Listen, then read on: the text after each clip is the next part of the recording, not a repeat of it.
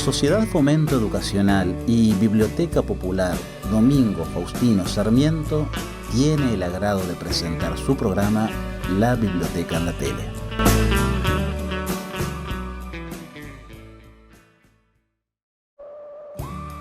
La Biblioteca en la Tele. La Biblioteca en la Tele. Hola, ¿cómo están ustedes? ¿Cómo está La Paz y San Gustavo? Qué bueno estar un año más acá en Canal 5 en esta nueva edición de 2026 de su programa La Biblioteca en la Tele. Comenzamos esta nueva edición. Bueno, hoy hacemos acá el programa en el piso porque, bueno, en la biblioteca todavía se están haciendo algunos arreglos, así que, bueno, más adelante vamos a grabar ya. Vamos a estar en la biblioteca, por supuesto, pero bueno, arrancando La Biblioteca en la Tele. Recuerden que para ser socios de la biblioteca el requisito fundamental es llevar fotocopia del DNI, una cuota totalmente accesible, se puede abonar ahí en la misma biblioteca o va el cobrador a domicilio, eso como ustedes prefieran. Se pueden llevar hasta 3 libros por vez. Y si ustedes un fin de semana ya terminaron de leer un libro, pueden venir y buscar otro. Con eso, por supuesto, no hay ningún problema. Por supuesto, la biblioteca es un lugar totalmente gratis para ir a leer, para ir a estudiar. Contamos también con internet, así que pueden llevar su computadora, su celular, lo que ustedes, para poder acceder también a las redes. Y así que, bueno, los esperamos ahí en la biblioteca. Y bueno, les traje esta vez un material que espero que les guste. Yo ahora me voy a un breve corte y en el próximo bloque les voy a contar qué es lo que he traído para empezar este 2026 de la Biblioteca en la Tele.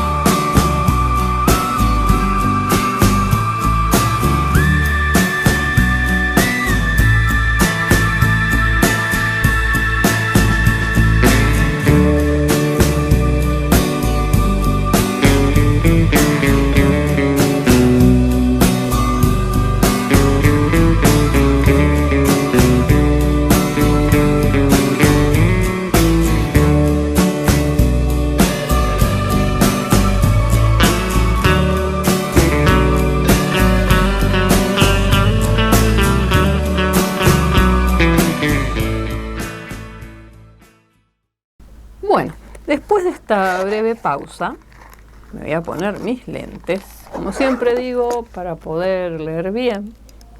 He traído para ustedes, de Daniel Balmaceda, La comida en la historia argentina.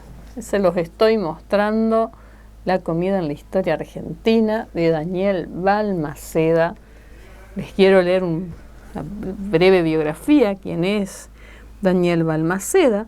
Es un periodista graduado en la Universidad Católica Argentina. Trabajó como editor de las revistas Noticias, El Gráfico, La Primera y Aire Libre. Es miembro titular y vitalicio de la Sociedad Argentina de Historiadores. Fue distinguido como personalidad destacada de la cultura por la legislatura de la Ciudad de Buenos Aires y galardonado con el Premio San Isidro Labrador 2016. Presidió la Fundación Cristóbal Colón en los años 1989 y 1993. Es columnista del diario La Nación. Escribe el blog Historias Inesperadas en lanación.com y se desempeña como consultor de historia en instituciones y en diversos medios escritos, radiales y televisivos del país. Trabajó junto a Oscar González Suero en la Radio 10, con Fernando Bravo en Radio del Plata y Diego Scott en FM Blue. Actualmente participa de Nos Estamos Conociendo con María Julia Oliván y Pedro Scott en Radio Nacional.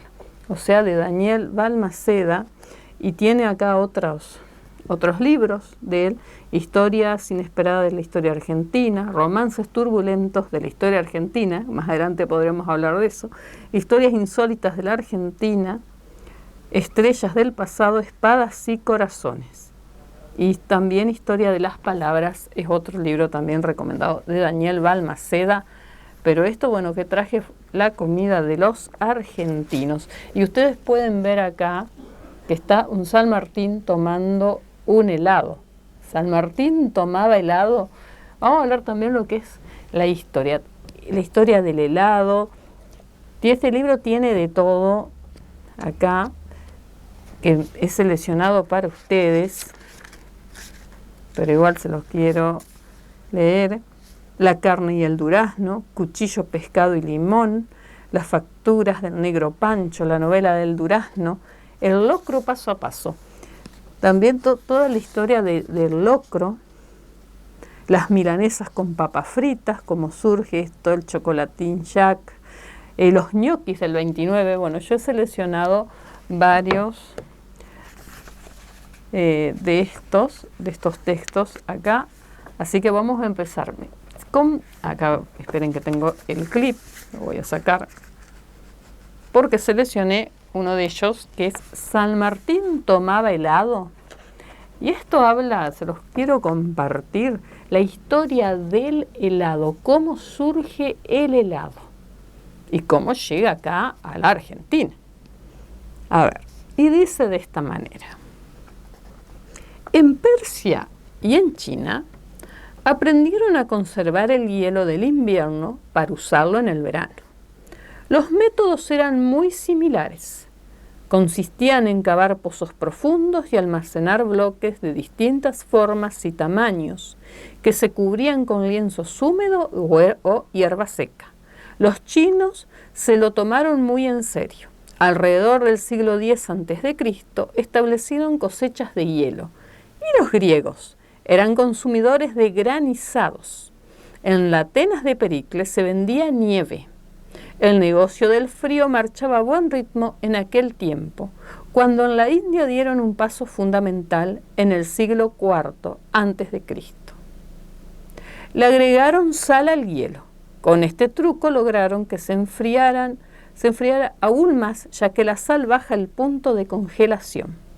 La técnica recién se conoció en otras regiones durante la Edad Media, a partir de que los árabes la aplicaron en su tierra. De allí pasó a Europa y en muchos monasterios salaron el hielo para conservarlo mejor. De todas maneras, aún no se tomaban helados. ¿Por qué se inició la producción del frío? Descarte la conservación de alimentos. Ellos simplemente lo querían porque deseaban enfriar sus bebidas en verano, como por ejemplo el granizado de los griegos. Pero no estábamos hablando de hielo para todos, solo los privilegiados refrescaban sus jugos, aguas, cervezas y vinos. Aquel primitivo cubito, más bien un fragmento irregular, estaba presente únicamente en los jarros de los pudientes, aunque debe aclararse que no solo con hielo se refrescaba el hombre, también con nieve, como la que tomaban del Himalaya los chinos de la antigüedad. Ellos le agregaban miel, mientras que los turcos le incorporaban frutas. El avance del helado por el continente europeo se inició en Granada y en Sicilia, ya que en esas tierras fueron dominio de los árabes durante siglos. Los reposteros del sur de Italia conocían los secretos del arte heladero y por eso y otros tantos motivos eran contratados en las cortes. Así fue como en la cocina de la poderosa familia Medici en Florencia, en el norte de la región, contó con los conocimientos de los expertos del sur. El helado llegaría a los palacios florentinos y no se iría más. En todo caso, se iría donde fueran los Medici. No, la verdad que es muy bueno la historia del helado. Y acá sigue. Como ya explicamos, los árabes llevaron el manjar a España. Mucho tiempo después, los españoles lo introdujeron en nuestro territorio. Los primeros se consumieron en Mendoza, copiando a los chilenos. Todo muy artesanal y casero, aprovechando las ventajas de la nieve al alcance de la mano. En el verano de 1826, el capitán inglés Francis von Heath conoció Mendoza y contó que a las 6 de la tarde, cumplida la siesta obligatoria, la Alameda se poblaba de pasantes que tomaban nieves. Y suma algún dato más, eran deliciosas y refrescantes, llevaba a la boca, cucharada tras cucharada, mirando el contorno oscuro de la cordillera. También fue un consumidor Charles Brand, otro inglés quien visitó la ciudad en diciembre de 1827. Vale como dato, pero en ese tiempo San Martín ya se encontraba exiliado en Europa. Entonces, no podremos saber si tomó helado. Gracias al historiador mendocino Damián Hobson, que era niño cuando el Libertador preparaba el cruce de los Andes, sabemos que en las tardes San Martín y Remedios de Escalada salían a pasear por la Alameda de la ciudad con el matrimonio de Toribio Lucirriaga y Josefa Cabanago. Ambos caballeros tenían casi la misma edad y eran 20 años mayores que las damas. Luego de dar algunas vueltas, se sentaban a tomar café o helado según la estación. ¿Cómo se hacían los helados en ese tiempo? Y ahí va lo interesante. Corina Aparicio Rojas, tarijeña, que fue primera dama de Bolivia, casó con Gregorio Pacheco Leyes. Escribió en París hacia 1880 una receta que conocía muy bien. Aclaró que tanto en Bolivia como en el sur del Perú se preparaba un delicioso helado, fácil también de obtenerse durante la estación fría en toda la provincia de Buenos Aires.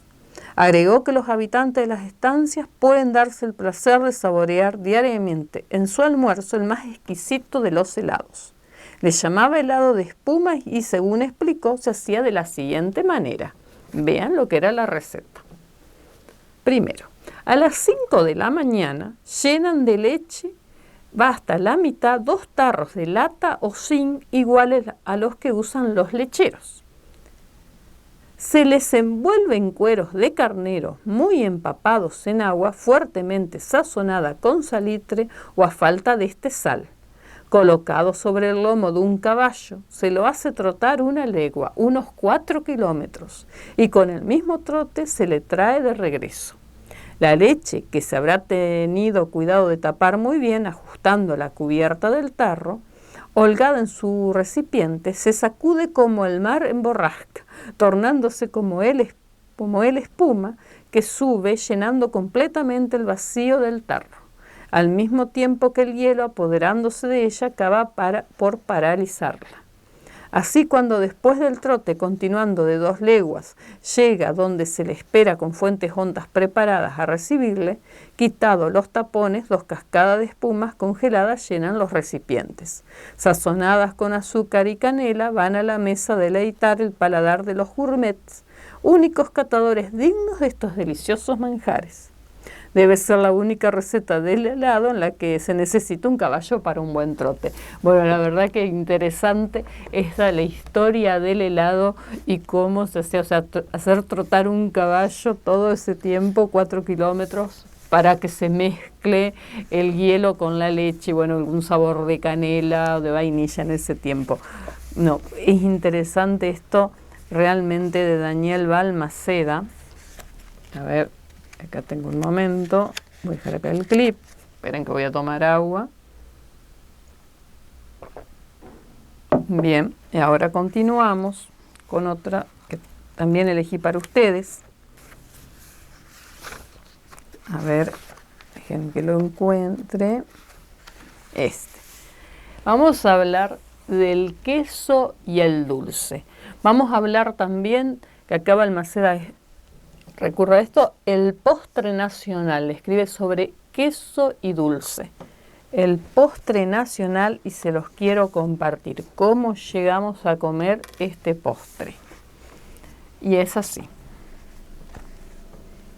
Esta es la historia de un vasco que decidió aventurarse en la ruta del Río de la Plata, cuando pocos elegían ese destino.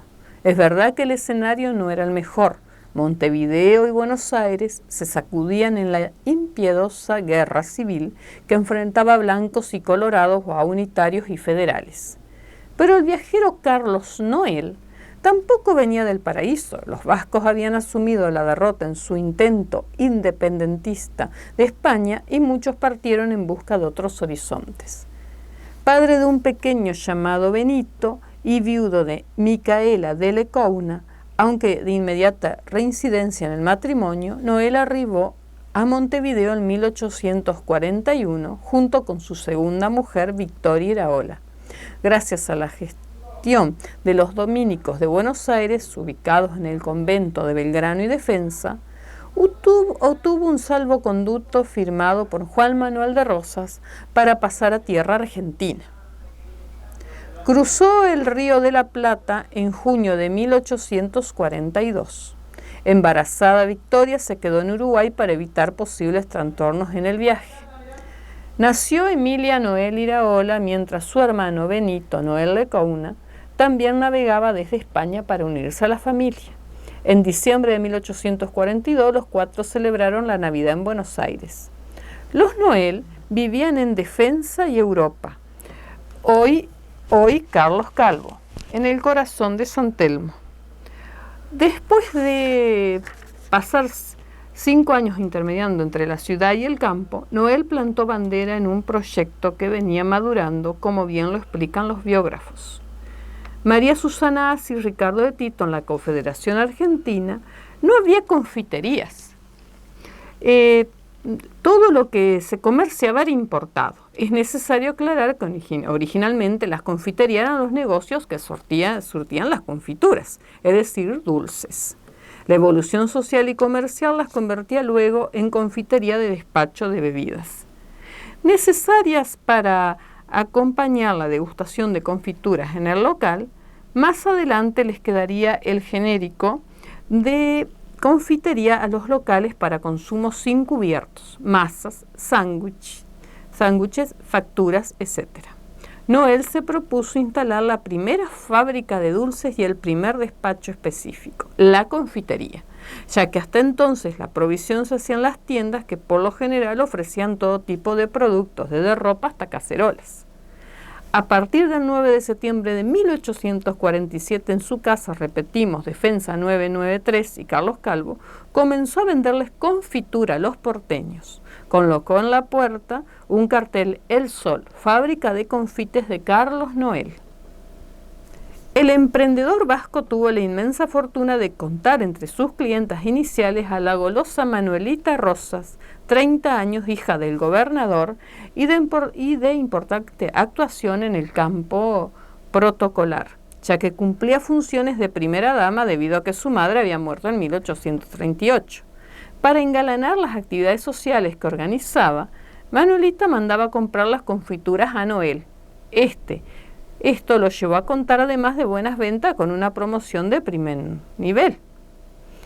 En 1850 surgió un competidor de la misma ciudad porteña, las actuales Rivadavia y Rodríguez Peñas, a 100 metros del terreno donde se construiría el Palacio del Congreso. Abrió sus puertas la Confitería del Centro a partir de 1869.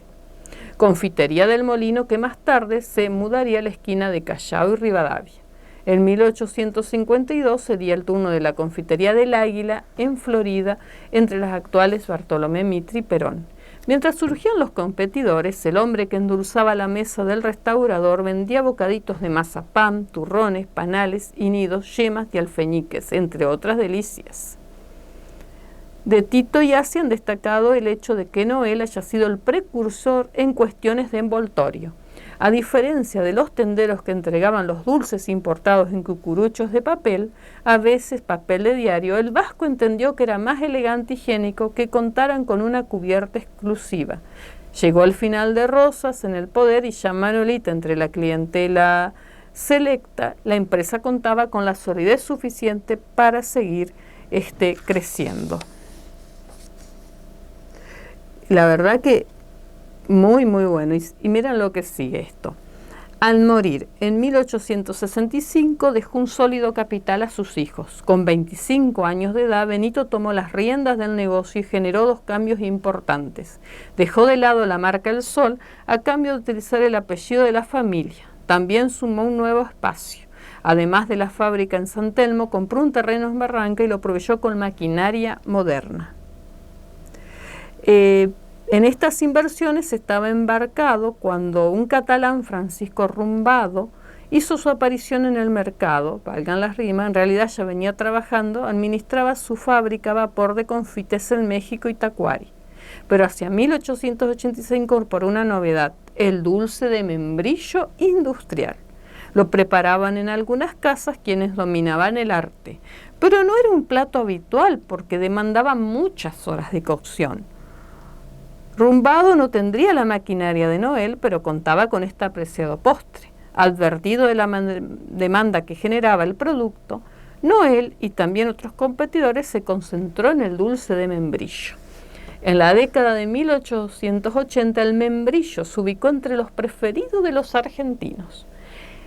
El del 90 integraba el menú de los restaurantes y las fondas del país en compañía del queso, que con el mismo valor del café combinaba queso con distintos dulces como el de cayote. Ha sido costumbre en el norte del país. Juan Bautista Alberdi era un entusiasta consumidor de queso con dulce según registros de 1843. En 1890, cuando al final de la comida se optaba entre café o postre, este último era por lo general queso y dulce.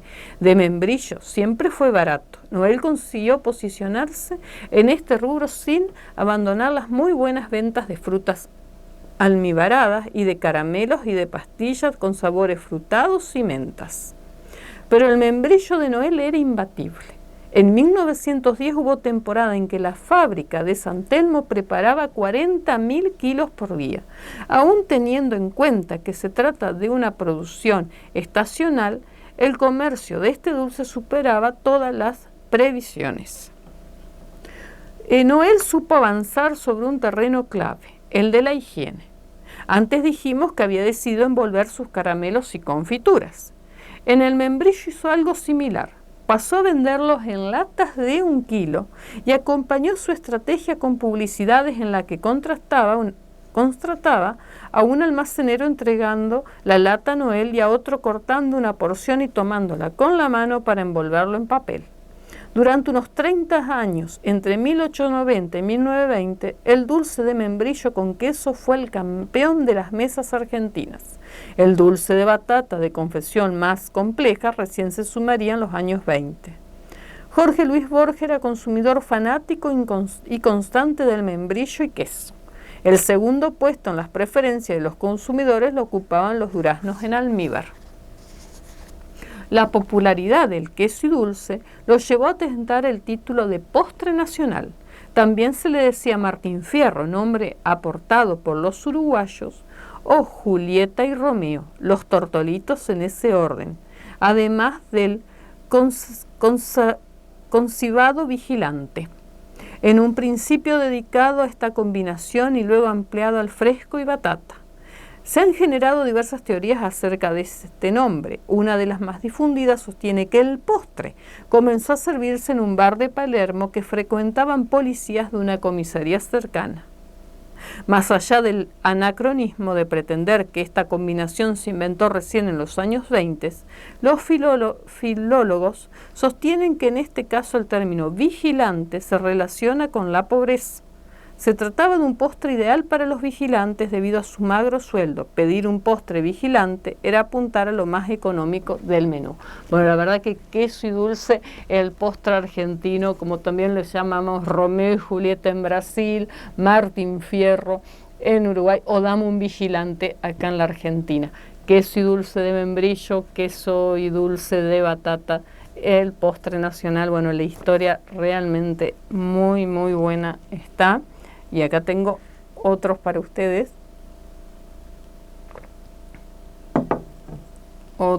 Otra comida, otra historia de la comida.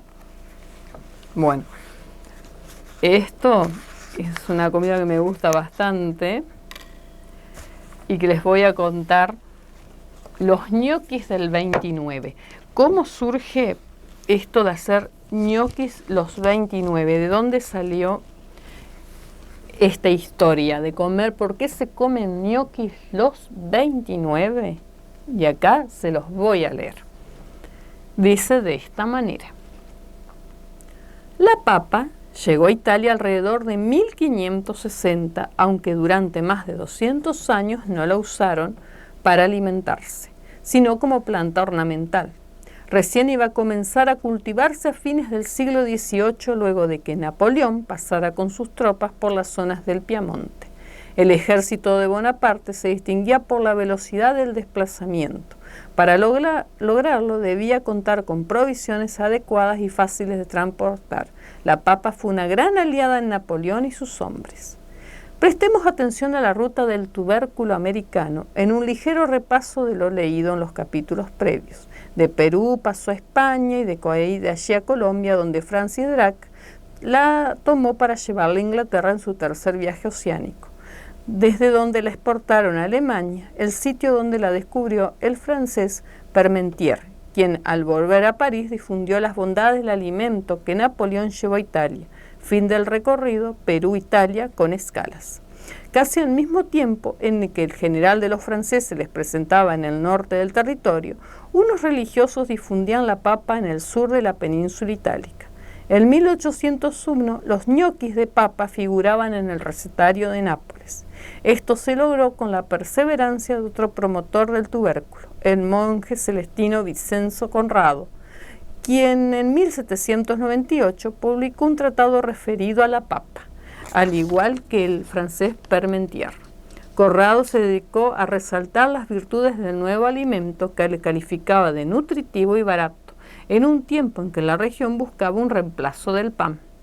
El monje merece ser incorporado a la cadena del desarrollo de la papa, por supuesto, pero sobre todo debería ser reconocido por la difusión de los ñoquis, hechos con este novedoso ingrediente. Con distintos nombres y con variedad de preparaciones, las bolitas hechas con algunas masas y cocidas en aguas hervidas o caldo estuvieron presentes en las culturas muy diversas. Pero los ñoquis o ñoquis de papa lograron cubrir varias necesidades, como ser una comida sencilla, económica, rica, a prueba de malas dentaduras, nutritiva y saciaba el hambre. En 1815, mientras en las Provincias Unidas del Río de la Plata se debatía la organización de un congreso en Tucumán, los ñoquis ya se comían en la Liguria norte de Italia con el pesto y el queso parmesano. A mediados del siglo XIX inició su lenta adaptación a las mesas del actual territorio argentino. Recién a fines del siglo XIX comenzó a multiplicarse de los más extraordinarios campos de cocina y fusión, los conventillos. Todos aprendían de todo. La cocina del conventillo era la cocina de las Naciones Unidas. ¿Cuál era el plato económico que salvabas a todos a fin de mes cuando la plata se había evaporado y había que resistir hasta cobrar el sueldo? Los ñoquis a la italiana, como le decían en un principio. De ahí provino la costumbre de los ñoquis del 29, que en realidad significaba ñoquis del último día antes de cobrar. Y acerca de la costumbre de poner un billete debajo del plato de los ñoquis del 29. Existen muchas buenas historias, de algunas muy atractivas, pero poco comprobables. Todas remiten a la antigua creencia que el dinero engendra dinero. De aquella suposición surge, por ejemplo, la idea que si dejamos olvidado un billete en el bolsillo, señal que aparecerá un dinero extra. O cuando se nos cae una moneda, no debemos levantarla nosotros, sino que debe hacerlo otra persona, para que el dinero aprenda del camino a nuestras manos. La creencia de que un billete debajo del plato va a multiplicarse se conoce desde aún que se impusiera en los ñoquis del 29. Para 1931, Buenos Aires era considerada la ciudad de mayor consumo de pasta, sobre todo de los económicos ñoquis y tallarines. No, la verdad que muy, muy bueno. Esto se los recomiendo. Bueno, esto va a estar este libro, La comida de los argentinos, de Daniel Balmaceda, de la historia argentina. Espero que les haya gustado. Bueno, este libro, por supuesto, a disposición ahí en la biblioteca, pero bueno, igual a lo largo del programa voy a seguir leyendo otros capítulos, porque están los caramelos Uruzú, donde salió el nombre Paturuzú, las correrías del cacique Paturuzú, así que no, muy, muy bueno este material. Y bueno, ya llegando al final del programa 2026, La Biblioteca en la Tele, bueno, Gracias La Paz, gracias San Gustavo, gracias Sebastián, gracias Hugo por estar, y bueno, los vuelvo a esperar en una nueva edición de La Biblioteca en la Tele.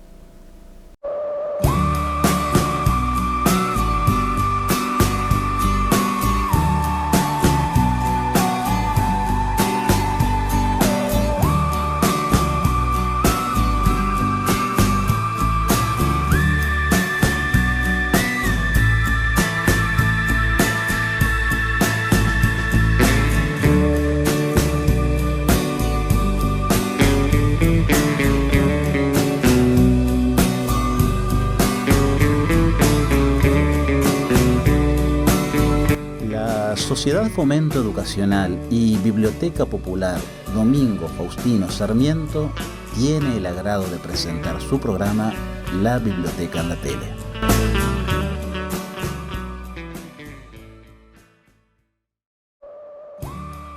La Biblioteca en la Tele. La Biblioteca en la Tele.